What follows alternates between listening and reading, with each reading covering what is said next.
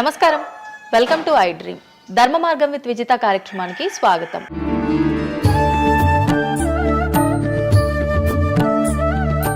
ప్రస్తుతం మనతో పాటు ఉన్నారు ప్రముఖ జ్యోతిష్యులు వేణుస్వామి గారు. ఇప్పుడు వారితో మాట్లాడి మరిన్ని విషయాలు తెలుసుకుందాం. ముఖ్యంగా మనకెన్నో సందేహాలు ఉంటూ ఉంటాయి, వాటి గురించి అడిగి తెలుసుకునే ప్రయత్నం చేద్దాం. నమస్కారం అండి. నమస్తే తల్లి. ఓం నమో వెంకటేశాయ. వెంకటాద్రి సంస్థానం బ్రహ్మాండే నాసికించిన వెంకటేశ సమోదేవో నా భూతో నా భవిష్యతి. ఇప్పటి వరకు కూడా రకరకాల విపత్తులు అయితే మనం చూసాం. గత ఉగాది మన కొత్త సంవత్సరం నుంచి కూడా ఇప్పటి వరకు చాలా విపత్తులు చూసినాం. అంటే పంచభూతాల్లో ఒక్కొక్కటి ఒక్కొక్క ప్రళయంగా, అగ్ని ద్వారా కావచ్చు, గాలి ద్వారా కావచ్చు, రకరకాలుగా.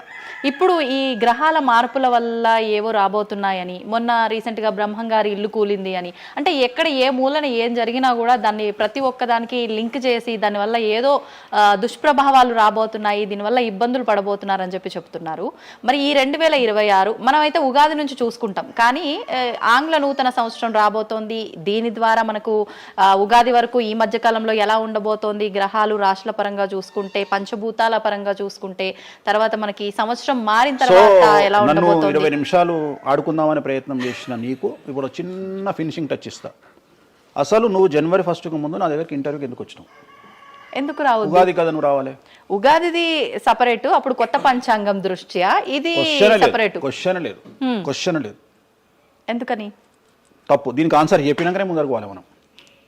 ఉగాది 2026 మార్చి 19 నాడు శ్రీ పరాభవన సంవత్సరం వస్తుంది. దానికి కదా మనం పంచాంగం తీసుకోవాలి. నేను ఎందుకు ముందుగా వచ్చానంటే నేను దానికి ఆన్సర్ చెప్తా. మీరు ఎట్లాగో బిజీ పూజల్లో, మళ్ళీ నాకు అవకాశం దొరుకుతుందో లేదో తెలియదు. కాదు. కాంపిటీషన్ జీవితములో నిన్ను నువ్వు నిలబెట్టుకోవడానికి కొత్తదనాన్ని ఎంచుకొని నిన్ను నమ్ముకున్నటువంటి ఓనర్కు నీ పూర్తి కర్త కర్మ క్రియ నీ రిజల్ట్ను ఇవ్వడానికి నువ్వు చేస్తున్నటువంటి ఒక ప్రయత్నం, నిన్ను నువ్వు జనాల్లో కొత్తగా ప్రొజెక్ట్ చేసుకోవడానికి చేస్తున్నటువంటి ప్రయత్నం. అదే ప్రయత్నం వేణుస్వామి చేసిండు కామాఖ్య విషయం. అమ్మా ఇట్లొచ్చారా? అర్థమైందా? కాబట్టి జనాల్లో కొత్తదానంలో కొత్తగా వస్తే నువ్వు గదే యాంకరింగ్ నేర్చుకున్నావు, గాయన గదే అడ్వకేట్ చదువుకుండు, గా టీవీ ఛానల్ గదే చేసింది. మరి గా టీవీ ఛానల్ ఏమో ప్రైమ్ టైమ్ స్లాట్ 2 లక్షలు ఎట్లా పోతుంది? మనకి వాళ్ళ చిన్న ఛానల్ 2000 ఎందుకు పోతుంది అంటే, వాళ్ళు కష్టపడడానికి వాళ్ళు చేసిన స్టింగ్ ఆపరేషన్లు కావచ్చు, వాళ్ళు జీవితాన్ని నాశనం చేసిన విధానం కావచ్చు, వాళ్ళకి ఆ పేరు వచ్చింది. సో అట్లనే వేణుస్వామి కష్టపడి ఈ స్థాయికి రావడానికి వేణుస్వామికి అంటూ ఒక బ్రాండ్ ఉన్నది. సో రెండవది, ఇదే సంవత్సరం ఇదే ఛానల్లో 2025 శివ అనే ఒక యాంకర్ కు నేను ఇంటర్వ్యూ ఇచ్చిన. అందులో చాలా విషయాలు చెప్పిన. ఏమేం చెప్పినా, ఈ సంవత్సరము రైలు ప్రమాదాలు ఎక్కువ అని చెప్పిన, విమాన ప్రమాదాలు ఎక్కువ అని చెప్పిన. చెప్పంగా వెనకకించి వచ్చి వీరికి పని పాట లేదు, వీడు పొద్దుగా లేస్తే ఇటువే మాట్లాడతాడు అని తిట్టిరు నన్ను. మరి అయినప్పుడు ఒక్కడన్నా పెట్టడేంద్రా? పెట్టాలే కదా. ఎందుకు పెట్టారు అంటే, చివరికి జ్యోతిష్యం చెప్పుకునే స్వేచ్ఛ కూడా మా బొందకు లేకుండా చేసిరు. జ్యోతిష్యంలో అరే ఇప్పుడు నా సొంత కవిత్వం కాదు, ఎవరిని అడిగినా చెప్తారు. ఈ సంవత్సరం గురువు అధిపతి కమాండర్ కేతువు అన్ని క్లియర్గా ఉన్నాయి. కేతువు అంటే మోక్షకారకుడు, భక్తికారకుడు. ఈ సంవత్సరం 2026లో ఎక్కడైతే జనాలు గుమిగూడు ఉంటారో అక్కడ ప్రాబ్లమ్స్ వస్తాయి. అది రేపు జరగబోయేటువంటి పుష్కరాలు కావచ్చు, రేపు జరగబోయే సమ్మక్క సారక్క పండగ కావచ్చు, లేకపోతే దేవాలయాల్లో ముక్కోటి ఏకాదశి కావచ్చు, ఎక్కడైతే భక్తి భావం ఉంటుందో అక్కడ చాలా పెద్ద పెను ప్రమాదాలు సంచలనాలు జరుగుతాయని శాస్త్రం చెప్తుంది. శాస్త్రం చెప్పినప్పుడు ఆ శాస్త్రాన్ని వేణుస్వామి చెప్తున్నాడు. దీన్ని కూడా తప్పు తీసుకుపోయి వేణుస్వామి ఏలినాడు శని నడుస్తుంది మేషరాశికి, మేషరాశి బాగుండదు అని చెప్పాలి, కానీ మేషరాశి సూపర్ స్టార్లు అవుతారని నేనెందుకు చెప్తా అంటే, అక్కడ చూసిన వేణుస్వామి మన ఒక ఆమె నేను మీనరాశి బాగాలేదంటే మీనరాశికి బాగాలేదని చెప్తున్నా వేణుస్వామి ఎక్కడ ఎప్పుడు వేణుస్వామి అని ఇట్లనే ఊతుంది ఆమె, ఇట్లనే అంటుంది. వేణుస్వామి చెప్పిండు అని తిట్టింది. నువ్వు నమ్మవమ్మా, ఆమె అమెరికా నుండి పంచుప్రభాకర్ అని ఒక ఆయన ఉంటాడు, ఆయన తిట్టిండమ్మా ఆ బూతులు భగవంతా, నేనైతే తెల్లారి చచ్చిపోతుండే. అంటే వాళ్ళిద్దరికి ఫైటింగ్ జరిగి గదే మీనరాశి అని చెప్తున్నా నేను. ఆమె మీనరాశి అంట, గదే మీనరాశి అంటున్నాను. అంటే నేను చెప్పేది అదే.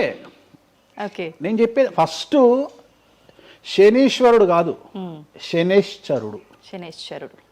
శనీశ్వరుడు అని ఎందుకు వచ్చింది అంటే, ఒకరోజు శని శంకరుడు ఇద్దరు కలిసినప్పుడు శంకరుడు శనిని అడుగుతాడు, ఏందా నేను చూస్తే పెద్ద అందరు భయపడుతున్నారు, చాలా పెద్ద పెద్ద వాళ్ళు భయపడుతున్నారు, నువ్వు తోపు తురుమట కదా అంటాడు. అంటే నేను తోపు తురుమా కాదా, రేపు చెప్తా నీ సంగతి అంటాడు. ఎవరు? శని ఈశ్వరుని అంటాడు. అంటే ఏంది అంటే, రేపు నీ టైం వచ్చింది, నీ సంగతి ఏందో చెప్తా అంటాడు. అంటే తెల్లవారి పొద్దున సూర్యోదయానికి శంకరుడు పోయి ఒక చెట్టు తొర్రలో దాచుకొని సాయంత్రం సూర్యాస్తమయం వరకు చెట్టు తొర్రలోనే ఉంటాడు. ఉండి బయటకు వస్తాడు. బయటకు వచ్చిన తర్వాత శని ఎదురుపడితే నన్నేమో చేస్తా అన్నావు కదా, ఏం చేసినావు అంటాడు. అంటే నువ్వు లయకారకుడివి, ప్రపంచాన్ని శాసిస్తావు, ముల్లోకాలను శాసిస్తావు, అట్లాంటి నిన్ను తీసుకుపోయి సూర్యోదయం నుండి సూర్యాస్తమయం దానిక చెట్టు త్వరలో దాచిపెట్టిన, ఇంతకంటే నేను చేసేదే ఉంది అంటాడు. ఆట మొదలు పెట్టేశాడు అక్కడ ఆల్రెడీ. అప్పటి నుండి ఆయనకు శనీశ్వరుడు అని పేరు వచ్చింది. Okay okay. సో ఇది జరిగింది శంకరుడికి కూడా జరిగింది, రాముడికి కూడా జరిగింది. సో ఏలినాటి శని పీరియడ్లో, షష్టమ శని పీరియడ్లో బాధలు పడేటువంటి పరిస్థితి ప్రతి ఒక్కళ్లకు ఉంటుంది. రెండవసారి ఏలినాటి శనిలో మరీ దరిద్రంగా ఉంటుంది. కలియుగంలో దాని తీవ్రత చాలా ఎక్కువగా ఉంటుంది. కలియుగంలో ఫిజికల్ కంటే మానసికమైన దెబ్బలు చాలా ఎక్కువగా ఉంటాయి. జనాలు కొట్టే దెబ్బలు చాలా ఎక్కువగా ఉంటాయి. నరఘోష వల్ల తినే దెబ్బలు చాలా ఎక్కువగా ఉంటాయి. కలియుగ దైవమైనటువంటి వెంకటేశ్వర స్వామి వారికే ఎన్నో రకాల పూజలు చేసి దిష్టి తీయడానికి ప్రయత్నం చేస్తున్న సందర్భంలో ఆఫ్టర్ ఆల్ మానవుల మనమెంత. సో మన మీద ఎన్నో రకాల దుష్ప్రయోగాలు ఉంటాయి, ఎన్నో రకాల నరఘోషలు ఉంటాయి. సో ఇవన్నీ జనాలకు తెలియజేయాల్సిన బాధ్యత ఒరిజినల్ పండితుడిగా, ఒరిజినల్ జ్యోతిష్కుడిగా నా మీద ఉంది.